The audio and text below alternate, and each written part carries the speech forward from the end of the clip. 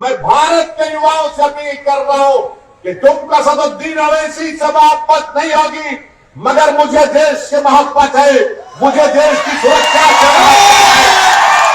मैं नहीं चाहता कि चीन और पाकिस्तान भारत के लिए खतरा है। मैं मानता हूं हमको अपने सिपाहियों को मजबूत करना है, मगर देश के प्रधानमंत्री एक फार्मूला निकाल दिए, 4 साल काम करो और फिर एक गाजर की पुंगी उन नौजवानों को उनके हवाले करके कह रहे देश के प्रधानमंत्री कि जब आप 4 साल मुकम्मल कर लेंगे तो आपको सेंट्रल पैरामिलिट्री फोर्स में, सीआरपीएफ में, बीएसएफ में, सीआईएसएफ में, आईटीबीपी में दिया जाएगा। झूठ बोल रहे देश के प्रधानमंत्री, झूठ कह रहे। 2020 में सिर्फ 10,000 सेंट्रल पैरामिलिट्री फोर्स में नौकरियां दी गई। अगर 10% होगा तो 1000 को नौकरी मिलेगी। देश के प्रधानमंत्री झूठ बोलना बंद करो, देश की सुरक्षा करो। ये आपने जो पॉलिसी का ऐलान किया इसको वापस लो। आप फौज में कोई जाता है तो देश की सेवा करने के लिए जाता है, और मैं इन तमाम हमारे प्रदेशों की सरकारों से कहना चाह रहा हूं, पहले रिक्रूटमेंट होता था प्रदेश की बुनियाद पर, इस स्टेट में इतने फौजी जाएंगे। आज भारत के प्रधानमंत्री पूरे ऑल इंडिया लेवल पर रिक्रूटमेंट करेंगे। अरे ये इससे फौज में इम्बैलेंस पैदा हो जाएगा। हमारी लोकतंत्र को खुदा ना खास्ता कहीं खतरा मुस्तकबिल में ना पैदा हो जाए। चीन से खतरा, पाकिस्तान से खतरा, भारत के तराफ में घेरा हुआ है, मगर देश के प्रधानमंत्री पैसे बचा रहे, पैसे बचा रहे। लानत है तुम्हारी इस पॉलिसी पर देश के प्रधानमंत्री। तुम देश की सुरक्षा को नहीं देख रहे हो, तुम पैसे बचाने का काम कर रहे हो। अरे देश की सुरक्षा के लिए अगर पैसे क्या, अगर पैसे नहीं है तो भी देश की सरकार को पैसे निकाल कर देश की सुरक्षा करनी चाहिए। मगर प्रधानमंत्री, क्योंकि उन्होंने, उनकी सरकार ने 8 साल में देश की इकोनॉमी को बर्बाद कर दिया, बर्बाद कर दिया। आज बेरोजगारी भारत में सबसे बड़ा मुद्दा है। सरकार कहती है 8% बेरोजगार है, मैं कहता हूं कि 16-17% से ज्यादा भारत में बेरोजगारी है। आपको जानकर गम होगा, अगर 5 पढ़े लिखे ग्रेजुएट हैं तो सिर्फ 1 को नौकरी मिलती है, सिर्फ 1 को नौकरी मिलती है। भारत में 1 करोड़ 20 लाख लोग आज नौकरी तलाश करना छोड़ चुके हैं। क्यों? क्योंकि उनको नौकरी नहीं मिलती। देश के प्रधानमंत्री से जाकर आप पूछेंगे तो बोलेंगे पकौड़ा बेच दो। 2015 में मोदी ने कहा था कि मैं 2022 में 10 करोड़ नौकरियां दूंगा। Make in India, startup India, skill India, run India, sit India का क्या कहा था? कितनी नौकरियां दी आपने? आज देश के प्रधानमंत्री कह रहे हैं कि 2024 तक भाजपा पर 10 लाख नौकरियां देंगी। अरे देश के प्रधानमंत्री, क्यों झूठ बोल रहे हैं आप? क्यों झूठ बोल रहे हैं? क्या फरवरी 2022 में पार्लियामेंट के क्वेश्चन में ministry of personal Jitendra Singh ने जवाब दिया था? कितनी नौकरियां आपने दी? आपने जवाब में कहा था 8 लाख वैकेंसी है, और आपने 8 साल में सिर्फ 70,000 नौकरियां गवर्नमेंट ऑफ इंडिया में दी। आप बताइए 2 साल में 10 लाख नौकरियां कहां से देंगे? 10 लाख नौकरियां नहीं है भारत सरकार के पास। भारत सरकार के पास 55 लाख नौकरियां हैं। देश के प्रधानमंत्री पैसा बचाना चाह रहे हैं। अरे युवा बेरोजगार हो गया है, गरीबी उसका मुकद्दर बन चुका है, कीमतें आसमान को छू रही हैं, पेट्रोल डीजल कहां कहां कितना बढ़ता जा रहा है, मगर देश के प्रधानमंत्री को इसकी फिक्र नहीं है। हम आपसे अपील कर रहे हैं, ये विधानसभा के इलेक्शन में अगर आप एक मौसर जवाब देंगे, मुदस्सिर के मौत का जवाब वोट से देना है आपको। देंगे आप देंगे जवाब? क्या मैं जाकर उसकी मां से कह दूं कि आप जवाब देने वाले हैं? क्या आप बेरोजगारी को मुद्दा बनाकर वोट देंगे भाजपा के खिलाफ? क्या आप ये जो फौज की पॉलिसी है जिसमें देश की सुरक्षा को दांव पे लगा दिए भारत के प्रधानमंत्री, क्या आप उसके खिलाफ वोट देंगे? आप याद रखिए, जब आप वोट देंगे, भाजपा को हराएंगे यहां से, तो देश के प्रधानमंत्री को तब मालूम होगा कि अब चाय बेचने की बात अब मैं नहीं कर सकता। मेरे अजीज दोस्तों और बुजुर्गों, आप देखते हैं कि टीवी पर ये मोदी के शहीदों को दिखाया जाता है, फौज से रिटायर लोग बैठते हैं। मैं उनसे बड़ी हाथ जोड़कर अपील कर रहा हूं, आप इतना मत गिर जाओ कि उन गरीब बच्चों के मुस्तकबिल को बर्बाद कर दिया जाए जो टीवी पर बैठकर बड़ी बड़ी बातें कर रहे हैं। क्या तुमको पेंशन नहीं मिल रहा है? फौज से तुम रिटायर हुए, तुमको पेंशन मिलेगा। और ये जो गरीब परिवार के बच्चे, गांव के बच्चे, आदिवासियों के बच्चे जो फौज में जाते हैं, 17 साल मेहनत करते हैं ताकि उनको पेंशन मिले, अपनी जान को खतरे में डालते हैं ताकि उनको डियरनेस अलाउंस मिले, ग्रेजुएटी मिले और रिटायरमेंट के बाद मेडिकल उनको इंश्योरेंस मिले। ये टीवी पर बैठने वालों, तुम्हारा तो इंश्योरेंस है, तुम्हारा तो मेडिकल इंश्योरेंस है, मगर वो गरीब के बेटों का क्या होगा? मेरे अजीज दोस्तों और बुजुर्गों, ये गलत पॉलिसियां देश के प्रधानमंत्री कर रहे हैं। और आज आप देखते हैं कि भारत का नौजवान आज इनके गलत फैसलों की वजह से गुस्से में है, आक्रोश में है। हम टीवी चैनल पर एक गए थे तो वहां पर मोहतरमा ने कहा, आप इसका खंडन करिए, मजम्मत करिए। बोले नहीं करेंगे। बोले ट्रेन जल गई, ट्रेन जल गई। ट्रेन क्या किसी पार्टी की होती है? हमने जवाब दिया और फिर कह रहे तुमने उन नौजवानों को रोड पर क्यों लाया? तुमने उन नौजवानों को गुस्सा क्यों दिलाया? वो गरीब परिवार के बच्चे जो कर्जे लेकर कोचिंग हासिल करते हैं, एग्जाम लिखते हैं, 2019 से कोशिश कर रहे हैं, आज अचानक देश के प्रधानमंत्री ने उनके ख्वाबों को चकनाचूर कर दिया। मैं उन तमाम एहतजाज करने वाले नौजवानों के साथ खड़ा हूं जो मोदी की पॉलिसी के खिलाफ खड़े हो चुके हैं। वो भारत के जिस किसी कोने में भारत की सुरक्षा के लिए लड़ रहे हैं, मैं उनको सलाम करता हूं और उनसे कह रहा हूं कि हम आपके साथ हैं। हम मजबूर करेंगे देश के प्रधानमंत्री को अपनी इस टीओडी की पॉलिसी को वापस लेने के लिए। बल्कि मैं आज इस विधानसभा में झारखंड की गयूर सरजमीन में खड़े होकर देश के प्रधानमंत्री से डिमांड करता हूं कि नरेंद्र मोदी, आप पार्लियामेंट का सेशन बुलाओ, पार्लियामेंट में बैठकर हम कहेंगे, डिस्कस करेंगे, आपको बताएंगे कि आप चंद पैसों को बचाने के लिए देश की सुरक्षा को दांव पे लगा है। बुलाओ, पार्लियामेंट का सेशन बुलाया जाए, वो पार्लियामेंट के सेशन में हम बताएंगे।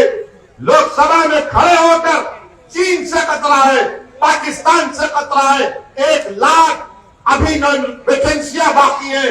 बताइए आप ये कौन सा काम देश के प्रधानमंत्री कर रहे हैं? मेरे अजीज दोस्तों और बुजुर्गों, दूसरी अहम बात यह है कि हमारे यहां से जाने के बाद पुरानी कांग्रेस, बूढ़ी कांग्रेस, जिनको घर में बैठना चाहिए अल्लाह अल्लाह करके, हमारे जाने के बाद वो बोलेंगे 2-3 जीत गए तो क्या होगा मजलिस के? अरे तुम्हारे पास जितने विधायक बैठे हुए हैं, तुम जीएमएम की तारीफ कर रहे हो और दोनों बच्चों को सर पर गोली मारकर उनकी जान ले ली गई। मीडिया ने लिखा कि मुदस्सिर ने इस्लाम जिंदाबाद का नारा लगाया तो गोली मार दी। क्या कांग्रेस पार्टी में मौजूद जो विधायक हम उनसे पूछना चाह रहे हैं, आपने अब तक उन पुलिस अहदेदारों को सस्पेंड क्यों नहीं करवाया? आपने अब तक उन पुलिस अहदेदारों को गिरफ्तार क्यों नहीं करवाया? हम रांची पहुंचे तो इनका एक विधायक बोलता है कि ओवैसी को आने नहीं देंगे। अरे क्या झारखंड तुम्हारे बाप का है? आने नहीं देंगे? अरे हिम्मत है तो आओ सामने आके रोक के दिखाओ देखते हैं। मैं मौत से कभी डरा ना कभी डरूंगा इंशाअल्लाह। खाली बस टीवी कैमरे के सामने आने नहीं देंगे तो नहीं करने देंगे। याद रखो, हम किसी से डरने वाले नहीं है सिवाय रब्बे करीम के। और कांग्रेसियों, तुम में अगर गीरत बाकी है तो गिरफ्तार करो उन लोगों को जिन्होंने मुद्दस्सिर की जान दी। अगर इंसानियत जिंदा है तो बताओ तुम इंसाफ के लिए क्या करोगे। मगर आज हम आए हैं तो हमारे जाने के बाद ये शुरू कर देंगे कि ओवैसी की बात में नहीं आना। ओवैसी जज्बाती तकरीर करता है। मैं जज्बाती नहीं, सच्चाई को बयान करता हूं और करता रहूंगा इंशाअल्लाह ताला। अब कांग्रेस पार्टी से कुछ होने वाला नहीं है। जिस दिन कांग्रेस पार्टी खत्म होगी भारत में, उस दिन नरेंद्र मोदी इलेक्शन हार जाएंगे। अगर कोई भाजपा को, मोदी को जिता रहा है तो उसका नाम कांग्रेस पार्टी है। ये कमजोर हो चुके हैं, इतने कमजोर हो चुके हैं कि इनके लीडर को दिल्ली में ईडी बुलाती है तो 100 लोग दिल्ली में जमा नहीं कर सकते। ये 100 लोग को जमा नहीं कर सकते। और आज हम यहां पर आए तो बड़ी बातें, धमकियां, याद रखो ये अब छोड़ दो। और हम मुख्यमंत्री से पूछना चाह रहे हैं तीसरी बात, आप मुख्यमंत्री हैं झारखंड के, आप इतने लालची क्यों हो गए? मुख्यमंत्री हैं और 11 एकड़ जमीन अपने नाम पे। अरे कितना खाएंगे? ये गांव तो भरना चाहिए ना। 11 एकड़ जमीन अपने नाम पे, और मुझे यकीन है कि आपने 11 एकड़ जमीन ले ली तो आप कानून के शिकंजे में आ गए बाप। और हो सकता है कि मुख्यमंत्री से इस्तीफा भी देना पड़े इनको। तो ये कांग्रेस पार्टी के लोग इंतजार में कि मैं बन जाऊंगा, मैं मंत्री बनूंगा, तुम मंत्री भी नहीं बनोगे ना संतरी बनोगे इंशाअल्लाह ताला। क्या किया मुख्यमंत्री आपने? और हम मुख्यमंत्री से और भाजपा से, खास तौर से देश के प्रधानमंत्री से पूछना चाह रहे हैं, ये सरना धर्मा कोड को, धर्म कोड को आपको इंप्लीमेंट करना पड़ेगा 2022 के सेंसस में इंशाअल्लाह ताला। जब हर कोई लिखता है हिंदुइज्म, इस्लाम, क्रिश्चियनिटी, सिखिज्म, बुद्धिज्म, जैनिज्म हमारे आदिवासी शेड्यूल 5 में आते हैं, तो फिर क्यों नहीं लिखा जाता सरना धर्मा कोड को? होना चाहिए। हम डिमांड करते हैं देश के प्रधानमंत्री से। और मेरे अजीज दोस्तों और बुजुर्गों, आप आए, आपका बेहद शुक्रिया। हमने विधानसभा का चुनाव भी लड़ा था, उस वक्त भी मैंने आपसे कहा था कि मैं यहां पर लड़ने आया हूं आपके हक के लिए। मैं सिर्फ एक चुनाव लड़ने नहीं आया हूं, मैं फिर आपके दरमियान में आया हूं। हमने हमारे संगठन को और मजबूत किया, बेहतरीन और काबिल लोगों को उसमें शामिल किया, उनको जिम्मेदारी दी। अगर आपकी दुआएं, आपका साथ रहेगा तो यकीनन इंशाअल्लाह ताला झारखंड में मजलिस इत्तेहाद और मुस्लिम एक ताकतवर कुव्वत बनकर उभरेगी इंशाअल्लाह। वो दिन दूर नहीं है। और मेरा मानना यह, अल्लाहु अकबर, मेरा मानना यह है कि अल्पसंख्यक समाज को, आदिवासी समाज, दलित समाज हो, अगर हमको अपना हक मिलना है तो आपको एक सियासी ताकत बनना पड़ेगा। आप सिर्फ वोट डालते आए कांग्रेस को, आप सिर्फ वोट डालते आए जेएमएम को, मगर आप वोट कभी नहीं लिए। जिस दिन आप वोट लेना शुरू कर देंगे, आप याद रखिए मेरी इस बात को, जो मसाइल हमारे हैं, जो इंसाफ की बात आप और हम कर रहे हैं, वो तमाम चीजें हमको हासिल हो जाएंगी।